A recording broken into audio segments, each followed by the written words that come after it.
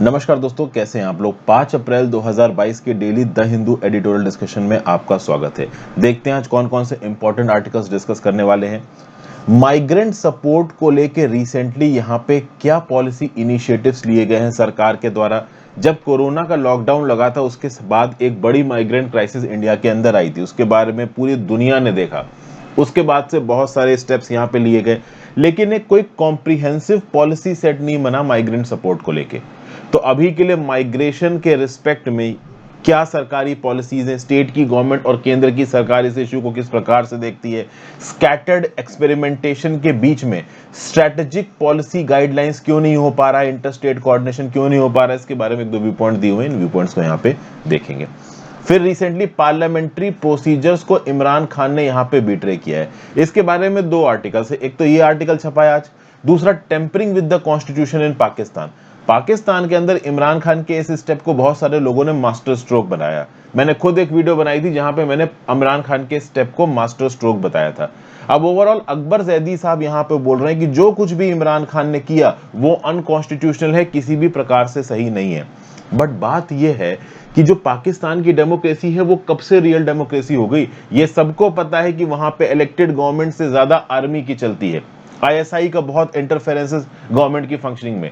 तो ऐसे केसेस में कोई इंडिविजुअल अपनी पोजीशन को सेफगार्ड करने के लिए अगर कुछ अलग करता है तो उसको मास्टर स्ट्रोक बोला जाता है। तो यहाँ पे क्या क्या इमरान खान ने पिछले कुछ सालों से पाकिस्तान की पॉलिटिक्स में क्या हो रहा है, इसके बारे में एक व्यू पॉइंट दे रखा है। इस आर्टिकल को देख लेंगे, कुछ इंपॉर्टेंट पॉइंट्स को। फिर आज के कुछ अलग चीजें यह है कि भारत बायोटेक का रिसेंटली एक सेफ्टी ऑडिट, एक प्रकार का इंस्पेक्शन कंडक्ट कराया गया डब्ल्यूएचओ के द्वारा। और उस इंस्पेक्शन के बाद अभी के लिए डब्ल्यूएचओ जहां जहां पे भी वैक्सीन प्रोवाइड करता है वहां पे डब्ल्यूएचओ ने बोल दिया है कि भाई कोवैक्सीन मत लो, अभी के लिए कुछ अल्टरनेट वैक्सीन आप ट्राई कर लो। अब ऐसा क्या प्रॉब्लम हो गई है, कौन सी गुड मैन्युफैक्चरिंग प्रोसेस डेफिशिएंसीज आई भारत बायोटेक के अंदर, इसके बारे में देखिए प्रॉपर खुलासा नहीं किया गया है। लेकिन भारत बायोटेक की तरफ से ओपन अनाउंसमेंट आ गया है कि ठीक है भाई, डब्ल्यूएचओ ने जो कुछ भी बोला है हम उसके ऊपर अमल करेंगे, चीजों को जल्दी सॉर्ट आउट करने की कोशिश करेंगे। तो इस पर्टिकुलर आर्टिकल को देखेंगे। फिर अर्ली टाइम पीरियड में, यानी जब बच्चा 0 से 3 साल का है, उस समय पे आप कैसे आइडेंटिफाई करोगे कि एक बच्चे के अंदर इंटेलेक्चुअल डिसेबिलिटी है।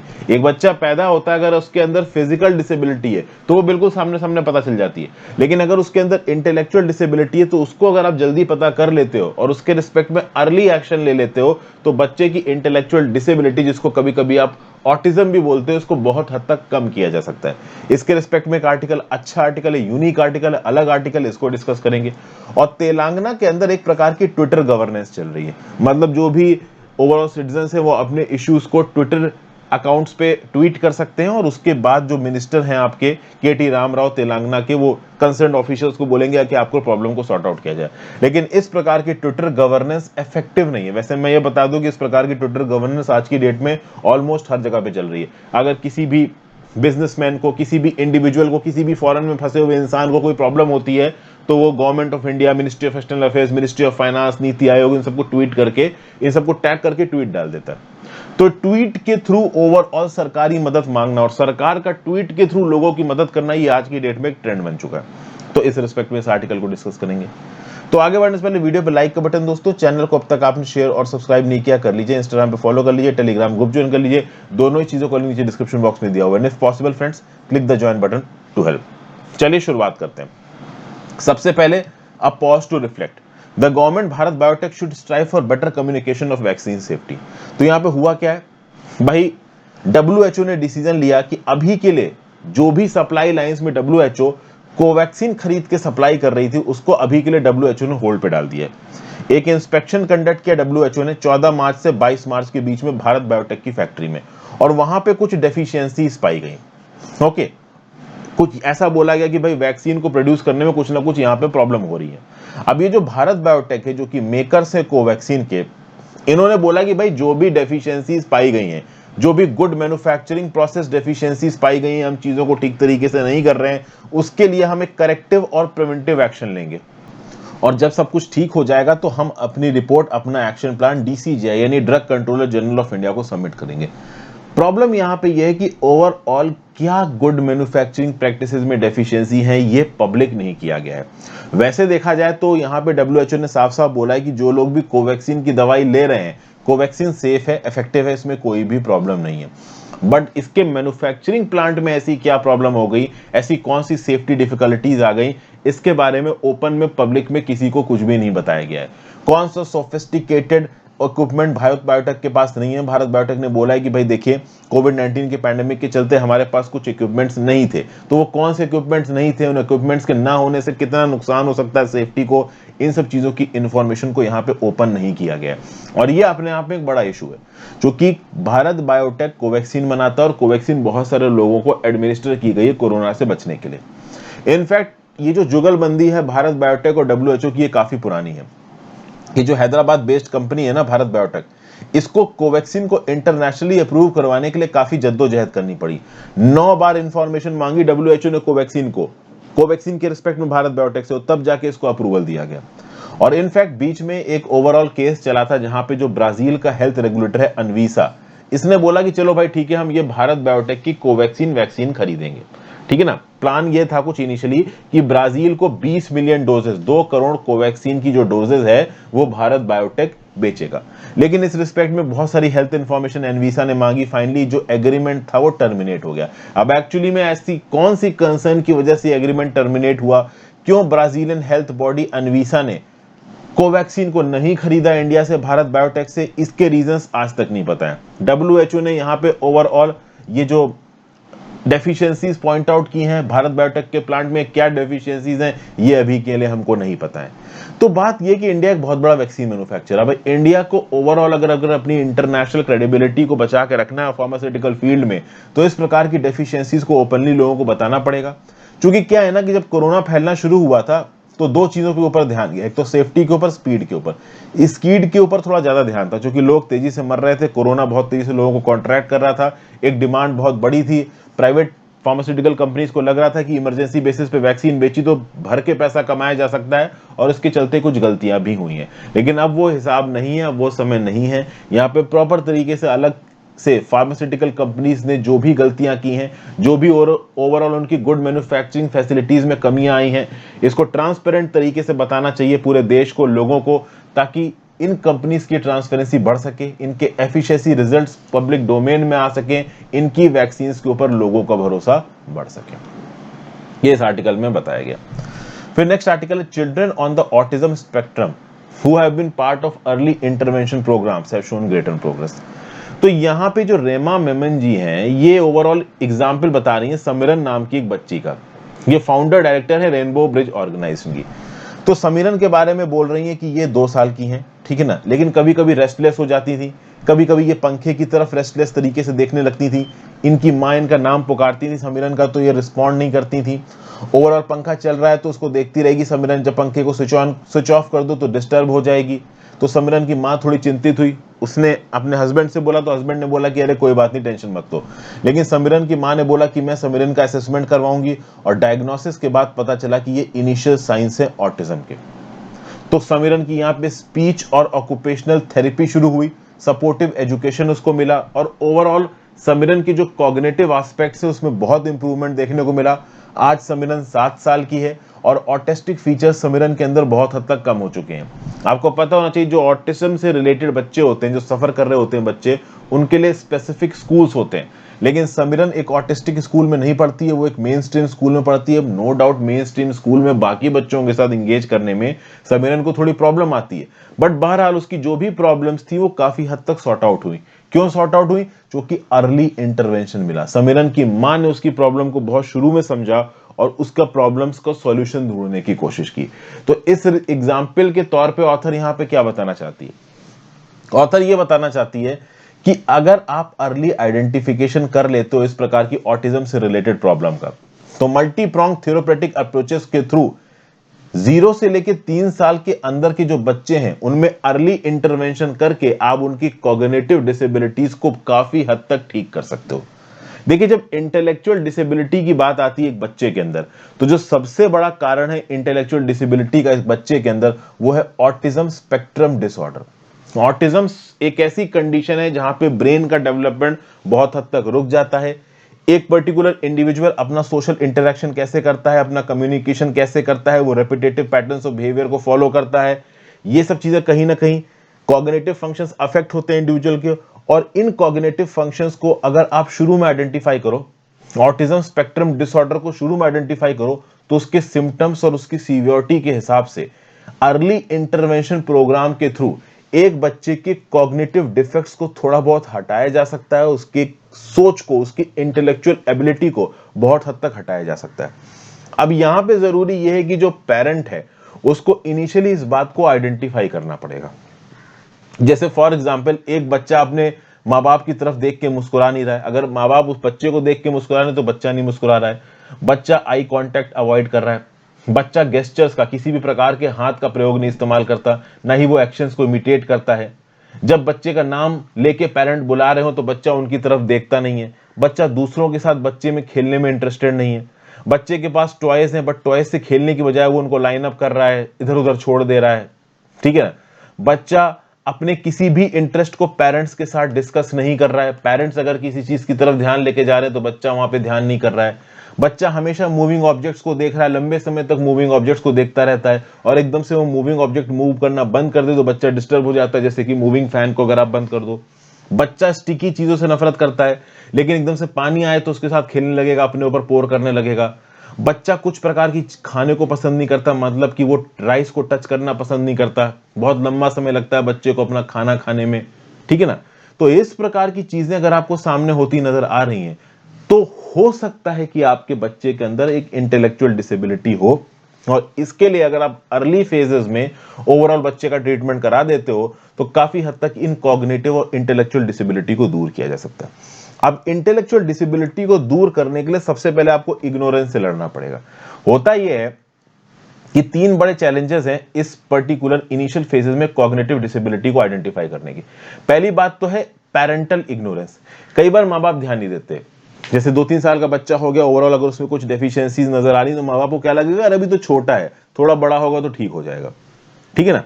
तो ये जो इग्नोरेंस होता है उसके चलते क्या होता है कि माँ बाप शुरुआत में बड़ा इंपॉर्टेंट टाइम स्किप कर देते हैं, मिस कर देते हैं। इस टाइम में अगर बच्चे का थोड़ा डेवलपमेंट करा लिया जाए, उसका थोड़ा आप कह लो काउंसलिंग करा ली जाए, कॉग्निटिव स्पीच थेरेपी से दे दी जाए, तो बच्चा की जो हालात है वो सही हो सकते हैं। Plus an unwillingness to accept facts, कभी कभी माँ बाप इस बात को मान ही नहीं पाते कि हाँ भाई उनके बच्चे को ऑटिज्म हो गया, तो ये चीजें सही नहीं है। दूसरा special social stigma, specialise services लेने जाओगे, ऑटिज्म से रिलेटेड सर्विस लेने जाओगे तो सोसाइटी हंसेगी, इस प्रकार की चीजें भी माँ बाप के दिमाग में आ जाती हैं। लेकिन इस प्रकार की चीजों से आप कुछ भला नहीं कर रहे हो, आप बच्चे का फ्यूचर ही बर्बाद कर रहे हो। बेटर ये रहेगा कि आप ओवरऑल बच्चे को स्पेशलाइज सर्विसेज प्रोवाइड करो। कई बार माँ बाप ये बोलते हैं कि अरे बच्चे को प्रॉब्लम इसलिए हो रही होगी क्योंकि घर में कोई बच्चे का भाई बहन नहीं है, कोई उसके साथ खेलने के लिए नहीं है। मैं आपको बताता हूं, मैं जिस बिल्डिंग में रहता हूं उस बिल्डिंग के जस्ट नीचे ही एक कपल रहता है, उनकी छोटी सी बेटी है, ओवरऑल वो ऑटिज्म से सफर कर रही है और उसके लिए स्पेसिफिकली एक डॉग खरीद के रखा है पेरेंट्स ने। तो जो ऑटिज्म से सफर करने वाले बच्चे उनको काफी प्रॉब्लम्स हो जाती हैं कभी कभी, और ऐसे केसेस में इन बच्चों को जितना इनिशियली आप मदद दे दोगे, ओवरऑल एक्सपर्ट असिस्टेंस दे दोगे, उतना ही उनके अच्छे होने के चांसेस बहुत हद तक बढ़ जाते हैं।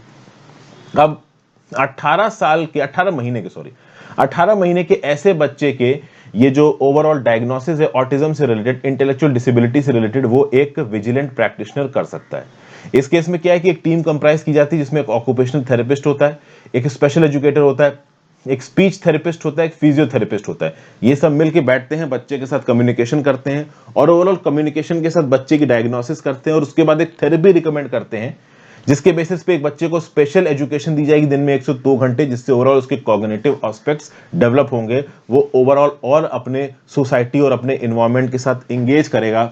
उसकी जो इंटेलेक्चुअल डिसेबिलिटीज हैं वो बहुत अर्ली स्टेजेस में हम हटा सकते हैं बहुत हद तक। अब ये केस टू केस बेसिस पे भी डिपेंड करता है, बट जितना जल्दी इंटरवेंशन होगा उतना ही जो केस है वो कम सीवियर होगा, ये बताया जा रहा है यहाँ पे। फिर भाई अगले आर्टिकल की तरफ चल रहे हैं और अगला आर्टिकल है भाई ट्विटर गवर्नेंस से लेके। अब यहां पे तेलंगाना की सरकार पहली बार ट्विटर गवर्नेंस टाइप का मॉडल ऑफ गवर्नेंस यूज कर रही है, जहां पे सोशल मीडिया साइट के थ्रू लोगों से जोड़ा जा रहा है। वैसे मैं आपको बता दूं ये कोई बहुत यूनिक इनिशिएटिव नहीं है। सुषमा स्वराज जी जब ये एक्सटर्नल अफेयर्स मिनिस्टर थी, उस समय पे फॉरेन में फंसे बहुत सारे लोगों को एक ट्वीट के बेसिस पे सुषमा स्वराज जी ने मदद की थी और वहां से उनको एक्सट्रैक्ट करवाया था। अभी भी अगर आप देखो तो केंद्र की सरकार के बहुत से मिनिस्टर्स को ट्वीट करके अलग अलग लोग जो कि जरूरत में है वो अपनी रिस्पॉन्सिबिलिटीज या फिर अपनी रिक्वायरमेंट्स को लिख देते हैं और केंद्र की सरकार की तरफ से वहां पे जवाब आ जाता है। तो मतलब ट्विटर के थ्रू, सोशल मीडिया के थ्रू गवर्नेंस ऑलरेडी शुरू हो चुकी है, लेकिन एक ऑर्गेनाइज तरीके से ऐसा बताया जा रहा है कि इसको शुरू किया गया है तेलंगाना के अंदर। तेलंगाना के अंदर जो भी सिटीजन्स हैं वो अपने हेल्थ से रिलेटेड, सोशल और सिविक इश्यूज को माइक्रो ब्लॉगिंग साइट ट्विटर के थ्रू पोस्ट करते हैं और यहाँ पे ऑफिशियल्स को टैग कर देते हैं और फिर कुछ टाइम पीरियड के अंदर ऑफिशियल्स का यहाँ पे जवाब आ जाता है और लोगों की प्रॉब्लम को सॉर्ट आउट कर दिया जाता है। इस पूरे के पूरे स्टेट के सेटअप को चालू किया है स्टेट इंडस्ट्री और कॉमर्स मिनिस्टर केटी रामाराव ने, जिसको केटीआर भी कहा जाता है। इनका जो ट्विटर हैंडल है वो है @KTR, @KTRTRS, @KTR office. TRS मतलब तेलंगाना राष्ट्र समिति पॉलिटिकल पार्टी के हैं। और मिस्टर रामाराव जी इस बात के लिए फेमस हैं कि जब भी इनके पास कोई कंसर्न आता है ये इसको बहुत जल्दी रिजॉल्व कर देते हैं, अपने ऑफिशियल्स को टैग कर देते हैं, बोलते हैं इमीडिएट बेसिस पे जवाब दो। फिर केटी रामाराव का प्रेशर रहता है ऑफिशियल्स के ऊपर कि भाई जल्दी से चीजों को सॉर्ट आउट करो। रिसेंटली केटी रामाराव ने ट्विटर के थ्रू जो सीईओ है टेस्ला इलॉन मस्क, इनको यहाँ पे टैग किया और बोला कि आप एक टेस्ला की यूनिट तेलंगाना में सेटअप करिए, हमारे स्टेट में सस्टेनेबिलिटी इनिशिएटिव्स हैं, एक टॉप नॉच बिजनेस डेस्टिनेशन है। 14 जनवरी को ट्वीट किया केटी रामाराव ने, तो हम वेलकम करते हैं टेस्ला को कि टेस्ला तेलंगाना में आए और अपनी इंडस्ट्री सेटअप करे। इससे पहले किटेक्स गारमेंट नाम की एक कंपनी की फैक्ट्री, एक यूनिट भी वारंगल में सेटअप करवाई, किसने? केटी रामाराव जी ने। तो ट्विटर के थ्रू बिजनेसेस को भी इनवाइट कर रहे हैं केटी रामाराव और ट्विटर के थ्रू लोगों की प्रॉब्लम को भी सॉर्ट आउट कर रहे हैं, गवर्नमेंट ऑफिशियल्स को सीधे सीधे एक्शन मोड में लेके आ रहे हैं। ठीक है भाई, ये जो केटीआर ऑफिस हैंडल है ये मिनिस्टर साहब का सोशल मीडिया टीम का हैंडल है। ये हेल्थ केयर और सोशल इश्यूज को सॉर्ट आउट करता है। माइग्रेंट और फूड क्राइसिस हुई थी जब कोविड-19 पैंडेमिक की, उस समय पे इस पर्टिकुलर ट्विटर हैंडल के थ्रू बहुत सी प्रॉब्लम्स को सॉर्ट आउट किया था केटी रामाराव जी ने। ओके, और अगर आप देखो तो जब भी कोई रिक्वेस्ट पोस्ट की जाती है #AskKTR से, तो उस रिस्पेक्ट में इमीडिएट रिस्पॉन्स आता है। और अभी रिसेंटली क्या है कि हेल्थ केयर से रिलेटेड बहुत सारे लोगों की डिमांड आई कि हमको ये परेशानी, हमको वो परेशानी, हमको मेडिकल फील्ड में सरकारी मदद मिली है। तो इस रिस्पेक्ट में सरकारी मदद आई भी है। तेलंगाना राष्ट्र समिति का जो बजट आया है तेलंगाना सरकार का हेल्थ सेक्टर में 2022-23 का, वो है 11,237 करोड़। 2021-22 बजट के ऑलमोस्ट दुगना है ये बजट। और ओवरऑल देखा जाए तो जो टोटल तेलंगाना का बजट है उसका 4.3% है। अब हेल्थ केयर का बजट टोटल बजट का अगर 4.3% है तो अपने आप में बड़ी बात होती है। और इंडिया में केवल 4 ऐसे राज्य हैं, केरला, राजस्थान, उड़ीसा और छत्तीसगढ़, जो ओवरऑल 4.3% से ज्यादा खर्च करते हैं ओवरऑल अपने हेल्थ एक्सपेंडिचर में, overall as a proportion of budget. तो इस रिस्पेक्ट में आप कह सकते हो कि 4 स्टेट्स जिसका overall allocation as a percentage of budget 5% से ज्यादा हेल्थ के रिस्पेक्ट में। इसके बाद आता है तेलंगाना का नंबर, जिसने अपने बजट का 4.3% हेल्थ को एलोकेट किया है। तेलंगाना के एलोकेशन में बहुत सारा खर्चा नई मेडिकल फैसिलिटीज को बनाने के लिए किया जा रहा है, मेडिकल कॉलेजेस को सेटअप किया जा रहा है डिस्ट्रिक्ट्स में। जब मेडिकल कॉलेजेस बनाए जाएंगे तो ऑब्वियस सी बात है वो हॉस्पिटल की तरह काम करते हैं, वहां पे लोग जाके इलाज करवा सकते हैं। तो पैंडेमिक के बाद और बहुत हद तक इस ट्विटर गवर्नेंस के चलते हम कह सकते हैं कि तेलंगाना के अंदर कहीं ना कहीं हेल्थ के फील्ड में, सोशल सेक्टर के फील्ड में ये जो ऑफिशियल्स हैं, ये जो मिनिस्टर्स हैं, अपने आप को लोगों के प्रति अकाउंटेबल कर रहे हैं, लोगों के इश्यूज को, कंसर्न्स को ऑनलाइन बेसिस पे, इमीडिएट बेसिस पे रिजॉल्व करने की कोशिश कर रहे हैं। बट कितना भी आप इस सिस्टम को परफेक्ट बोलो, ये सिस्टम परफेक्ट नहीं है, ऐसा ऑथर यहां पे बोल रहा है। क्योंकि ट्विटर गवर्नेंस के अंदर कोई चेक्स और बैलेंसेस नहीं है। अगर कोई इशू ऑफिशियल्स को लगता है कि वो सॉर्ट आउट कर सकते हैं, रिजॉल्व कर सकते हैं, तो वो रिजॉल्व करेंगे। अगर वो नहीं कर सकते हैं तो रिजॉल्व नहीं करेंगे। जैसे फॉर एग्जाम्पल अगर तेलंगाना के अंदर आरटीआई की बात करिए तो तेलंगाना के अंदर अभी भी आरटीआई ऑफलाइन मोड में है और आप कह सकते हो कि बहुत सारी अनआंसर्ड आरटीआई क्वेरीज हैं। 2020 के अंदर एक्टिविस्ट का यह बोलना है कि 10,000 अनआंसर्ड आरटीआई क्वेरीज हैं तेलंगाना के अंदर। टेंडर और गवर्नमेंट ऑर्डर से रिलेटेड डाटा को आरटीआई के जवाबों में नहीं बताया जाता है। कितने व्हीकल्स ने रूल्स को वायलेट किया तेलंगाना के अंदर, इसके अगेंस्ट भी डिजिटल वॉल लगा रखी है। लोगों का फिजिकल एक्सेस नहीं है टेम्परेरी सेक्रेटेरिएट में। टेम्परेरी सेक्रेटेरिएट क्यों? क्योंकि तेलंगाना के अंदर अभी क्या है ना, नए स्टेट्स बने तो आंध्र प्रदेश तेलंगाना दोनों का हिसाब काफी हद तक हिला हुआ है ओवरऑल ऑफिसेस वगैरह को सेटअप करने में। तो नो डाउट ये जो ट्विटर मॉडल ऑफ गवर्नेंस है कुछ हद तक इफेक्टिव हो रहा है, लेकिन ये एड हॉक अप्रोच के बेसिस पे सही है। This can not be a permanent approach, क्योंकि परमानेंट अप्रोच में आपको अकाउंटेबिलिटी स्ट्रक्चर्स बनाने पड़ते हैं, और ट्विटर के इस गवर्नेंस मॉडल में कोई भी अकाउंटेबिलिटी स्ट्रक्चर है नहीं। प्लस ट्विटर के थ्रू सवाल वो पूछ सकता है जो टेक सेवी है, ट्विटर इस्तेमाल करना चाहता है, जिसके पास इंटरनेट का एक्सेस है। अगर देखें तो तेलंगाना के अंदर 72.8% जनता लिटरेट है, तो ऑब्वियसली बात है इतनी ही परसेंट जनता ट्विटर का इस्तेमाल कर सकती है, बाकी लोगों को पढ़ना लिखना नहीं आता। दूसरा, अगर इंटरनेट के प्रयोग की बात की जाए तो मेन वुमेन से दुगना इंटरनेट यूज करते हैं, तो वुमेन के पास इंटरनेट का कंपैरेटिव एक्सेस कम है, तो वो ट्विटर गवर्नेंस का एक्सेस नहीं ले सकती। अर्बन रूरल डिवाइड शार्प है। तेलंगाना के 60% लोग गांव में रहते हैं, विलेजेस में रहते हैं, और वहां पे ऑब्वियसली बात है लिमिटेड ब्रॉडबैंड एक्सेस है, लिमिटेड इंटरनेट एक्सेस। गांव में तो कभी कभी आप देखोगे कि 4G के जो सिग्नल होते हैं ना आपके फोन के, वो भी कट जाते हैं। तो नो डाउट गवर्नेंस के तौर पे ट्विटर एक इनोवेटिव व्यू पॉइंट हमारे सामने लेके आ रहा है, but this is not an accountable viewpoint, this is not a perfect option to solve all problems related to governance. उसके लिए हमको प्रॉपर एडमिनिस्ट्रेटिव स्ट्रक्चर्स को इवॉल्व करना पड़ेगा, ऐसा यहां पे बोला जा रहा है। ठीक है भाई, फिर अगले आर्टिकल पे चलते हैं। ठीक है, 3 हमने नए आर्टिकल देखे, ये भी चौथा आर्टिकल थोड़ा यूनिक सही है। Push the policy needle forward on migrant support. यहां पे क्या बताया जा रहा है, तो भाई 2 साल पहले की बात है, नेशन वाइड लॉकडाउन लगा था इंडिया के अंदर। उसके बाद जो माइग्रेंट की फ्लाइट थी वो पूरी दुनिया में देखी भाई, हंगर, एग्जॉशन, वायलेंस। भाई 100 किलोमीटर, 100, 200, 500, 700, 1000 किलोमीटर लोग पैदल चल के अपने घर जा रहे थे। देख के पूरा इंडिया हिल गया था, सरकारें हिल गई थी, सिविल सोसाइटी हिल गई थी, सुप्रीम कोर्ट हिल गई थी। सब लोग ओवरऑल ग्राउंड लेवल पे जितना जो कुछ कर सकते थे कर सके। तो सरकार ने क्या किया कि one nation one ration card scheme को लॉन्च किया। फिर आप देखोगे कि अफोर्डेबल हाउसिंग कॉम्प्लेक्सेस स्कीम को बनाने की बात की जाने लगी। एक ई श्रम पोर्टल बनाया गया, एक ड्राफ्ट ई माइग्रेशन पॉलिसी के ऊपर बातचीत शुरू की गई। इस तरीके की बहुत सी चीजें हुई ताकि जो हमारे सिटीजन्स हैं, जो गरीब सिटीजन्स हैं, वल्नरेबल सिटीजन्स, इनको सोशल, इकोनॉमिक और पॉलिटिकल राइट्स मिल सके।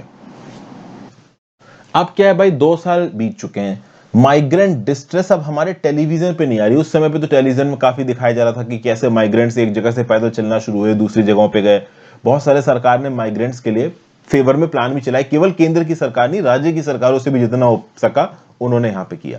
अभी पॉपुलरली तो टेलीविजन पे माइग्रेंट डिस्ट्रेस को नहीं दिखाया जा रहा है, लेकिन माइग्रेंट डिस्ट्रेस गया नहीं है। प्री पैंडेमिक लेवल में जो यहां पे माइग्रेंट्स की तनख्वाह कमाई हुआ करती थी, कमाई अभी भी उससे कम है। 1991 के इकोनॉमिक रिफॉर्म्स के बाद जो लगभग 300 मिलियन, 30 करोड़ वल्नरेबल इंडियंस की पॉवर्टी को हटाया गया था, वो पॉवर्टी यहां फिर से हो गई। मतलब वो 30 करोड़ लोग जो कि लगभग 1991 के बाद पॉवर्टी से बाहर निकल के थोड़ा बहुत पैसा कमाने लगे थे, पॉवर्टी ब्रैकेट से बाहर आ गए थे, एग्रीकल्चर की बजाय इन्वॉल्व होने के शहरों में आके नौकरी कर रहे थे, उनकी जॉब चली गई, उनकी कमाई चली गई, और वो ऐसे 30 करोड़ लोग फिर से पॉवर्टी के ग्रिप में आ चुके हैं पैंडेमिक के बाद। ठीक है, अब इतना कुछ हुआ है तो माइग्रेशन से रिलेटेड एक कोहेसिव, एक कंसोलिडेटेड पॉलिसी बननी चाहिए थी। लेकिन ऑथर यहां पे बोल रही है मुक्ता नायक और वरुण अग्रवाल कि ऐसी कोई भी कोहेरेंट और कोहेसिव कंसोलिडेटेड पॉलिसी माइग्रेंट्स के ऊपर नहीं बनी है। जो भी पॉलिसीज बनी है वो बहुत हद तक डिस्कनेक्टेड है, टेक्नोक्रेटिक फिक्सेस है। ओवरऑल कुछ कोटा दे दिए, कुछ रिजर्वेशंस दे दिए, कुछ जगहों पे कैश बेनिफिट्स बांट दिए। कोई कोहेसिव कंसोलिडेटेड पॉलिसी यहां पे नेशन की वर्कफोर्स के लिए नहीं बनी है। और माइग्रेंट्स की इंपॉर्टेंस को इतना नहीं समझा गया जितना ये है। आज की डेट में जो माइग्रेंट्स हैं ये बहुत क्रिटिकल सेक्टर्स में काम करते हैं। मैन्युफैक्चरिंग हो गया, कंस्ट्रक्शन हो गया, हॉस्पिटैलिटी, लॉजिस्टिक्स, कॉमर्शियल एग्रीकल्चर, इन सब में माइग्रेंट्स इन्वॉल्व हैं।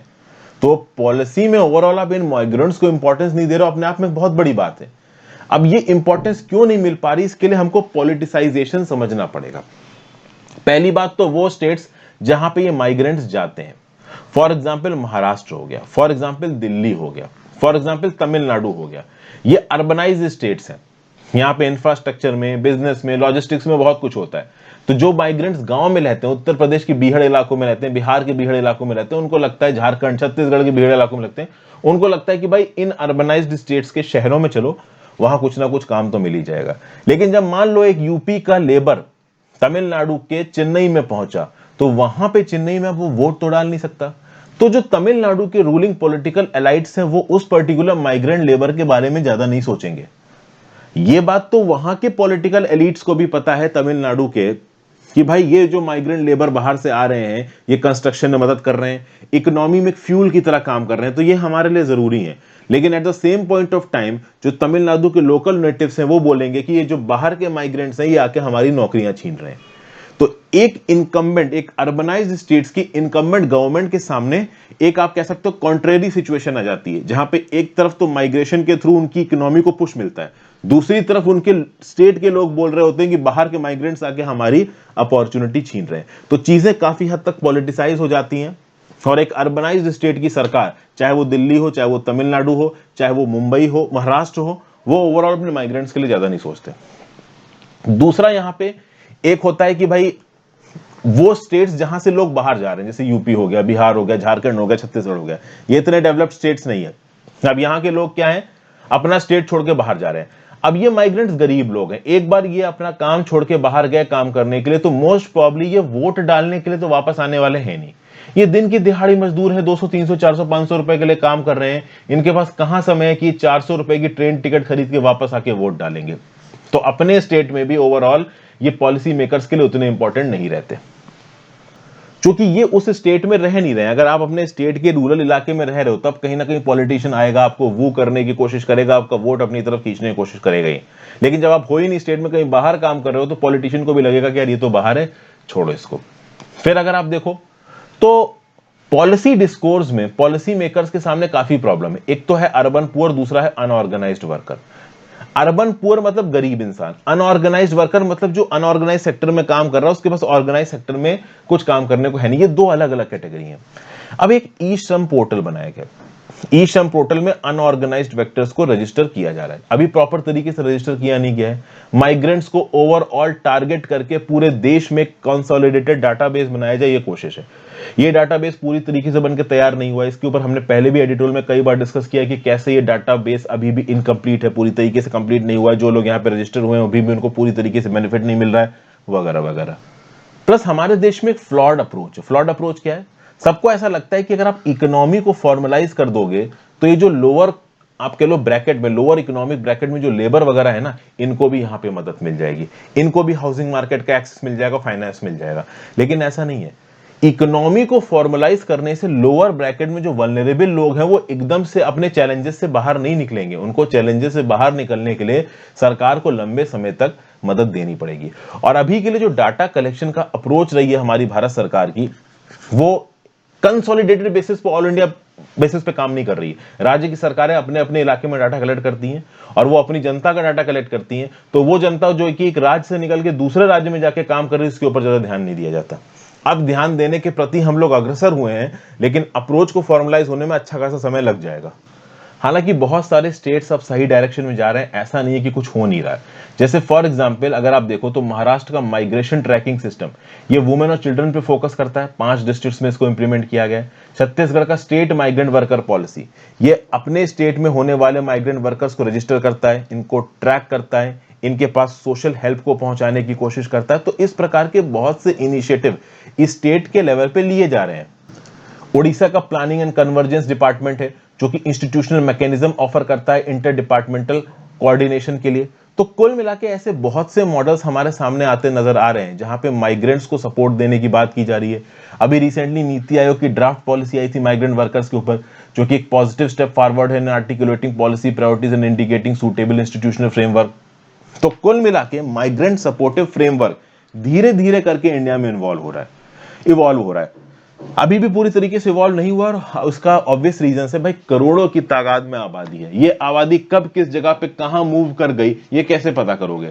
तो भाई एक जवाब है कि भाई ई श्रम पोर्टल इस चीज को पता कर सकता है, बिल्कुल पता कर सकता है। लेकिन ई श्रम पोर्टल जैसे इनिशिएटिव्स को भी इंस्टीट्यूशनलाइज होने में समय लगेगा, यही यहां पे बताया जा रहा है। तो इस आर्टिकल को हमने डिस्कस कर लिया। फिर 2 आर्टिकल्स बचे। एक तो इमरान खान का, ये मतलब दोनों इमरान खान से रिलेटेड है। इस आर्टिकल में देखिए मैं ज्यादा आपसे डिस्कस नहीं करूंगा, 3 अप्रैल के रिस्पेक्ट में चीजें बताई जा रही है। वैसे तो मैं काफी पॉइंट्स यहाँ पे बता चुका हूं। जैसे कि इमरान खान ने बोला कि भाई 3 अप्रैल को मेरे पास अपने देशवासियों के लिए एक सरप्राइज है। और क्या किया 3 अप्रैल को? मिनट्स में ही आप कह लो कॉन्स्टिट्यूशन के अगेंस्ट कुछ बात हुई। जैसे ही मैं आपको बताता हुआ क्या, 3 अप्रैल को पार्लियामेंट गैदर हुई, पाकिस्तान की नेशनल असेंबली गैदर हुई।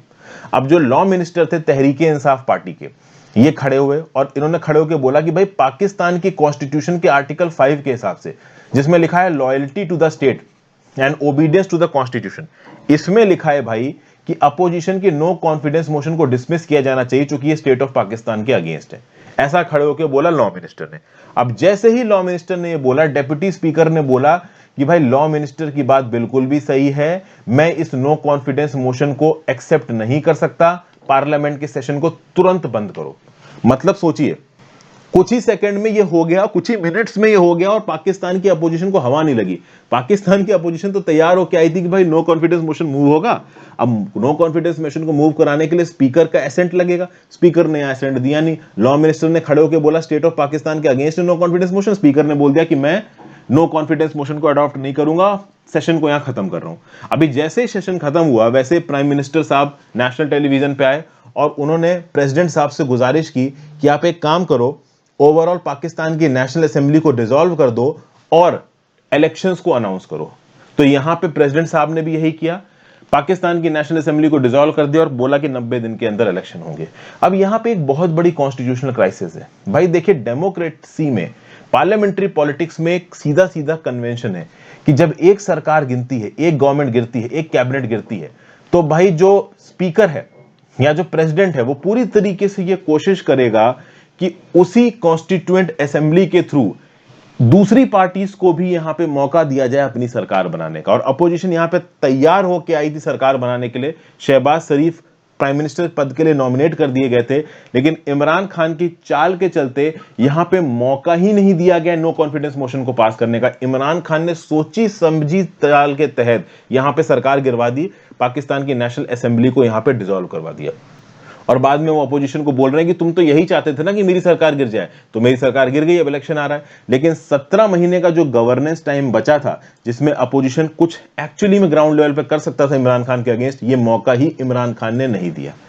सुप्रीम कोर्ट ऑफ पाकिस्तान ने इसका स्यूमोटो नोटिस लिया है। नो डाउट ये पाकिस्तान के संविधान के अगेंस्ट है, लेकिन इमरान खान भी अपने कार्ड्स प्रॉपर तरीके से खेल रहे हैं। इमरान खान इस बात को जानते थे कि मोस्ट प्रॉब्ली अपोजिशन की जैसे ही सरकार आएगी, हो सकता है इमरान खान को अरेस्ट कर लिया जाए, तो इमरान खान ने भी अपना यहाँ पे गेम खेला। इमरान खान ने सब कुछ इलेक्शंस के ऊपर छोड़ दिया है।